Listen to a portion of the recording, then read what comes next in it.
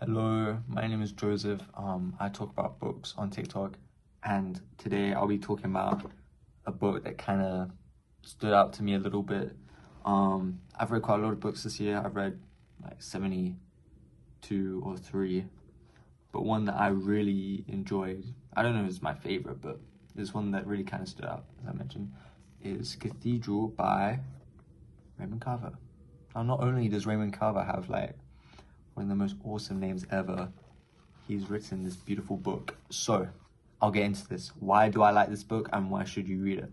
Well, Cathedral is a collection of short stories actually. And I first heard about it, I was reading this book called Why You Should Read Literature Like a Professor.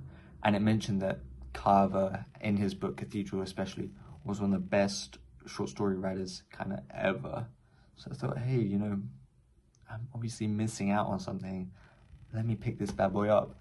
And so I read that, and then I went on holiday, and I went to see my mum, who lives on the other side of the world, and she has a large book collection. And it turns out she is a massive fan of Raymond Carver, so she has like 4 or 5 of his books. So I decided, well, I'm gonna start with his most famous one, Cathedral.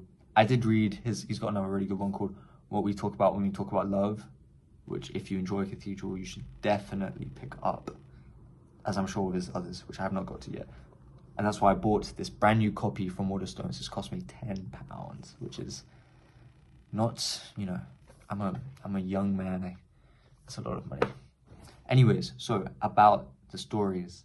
So, the stories are generally in this kind of domestic setting. He's a really kind of intimate writer. I mean, lots of people have likened him to Hemingway in the way that he's kind of very stark, very grounded in everything he talks about.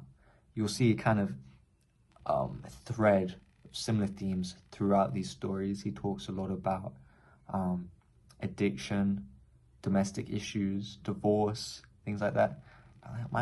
That may seem pretty grim, and you may think, Joseph, I'm not trying to have a bad time reading this, but I don't know. He just writes it so well that you really feel that human nature come out in his stories. And there's definitely something intrinsically human about his stories. I mean, whether it's a guy trying to catch up with his friends from work, someone, let me have a look.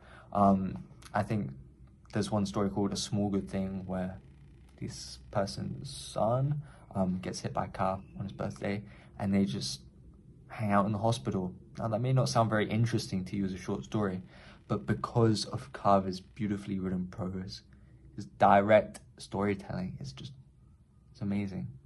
Creme de la creme. And I'll talk about the namesake, Cathedral, which is a great story. So it's about this woman and her husband. And the woman had I think he's a professor of hers who was blind, and he's coming to stay with them for a couple of days. And the husband's like, really, buddy? I don't want a blind person in my house. That's kind of, we don't really like the husband when he says that. It's kind of derogatory. We don't identify that with that. But then there are 2 kind of main scenes in this. They're kind of watching TV together, and the man, he's slowly getting a feel for how the kind of blind man operates, thinking from his perspective.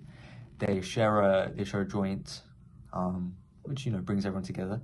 And that's what they were talking about in this How to Read Literature Like a Professor book. It was a chapter on sharing meals, but in a sharing sense, like, so meal, it could be sharing a meal, sharing a cigarette or something, and how that brings people together. So that kind of brings the people together. And then they're watching TV and they see this show.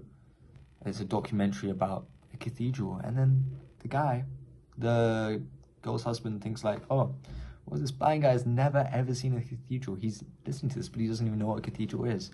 So at the end, you have this beautiful, beautifully symbolistic scene of the man and the blind man both holding a pencil, and that he helps him draw out a cathedral. And you may think, oh, surely there's more interesting books than that. But really, as I mentioned, the prose that Carver uses brings out this incredible human nature to these actions, and it's incredibly heartfelt. I mean, Carver is an interesting character himself. I mean, he was not really popularized until very late in his career, and he just worked a lot of menial jobs like janitor and stuff like that. So, and you get that groundedness.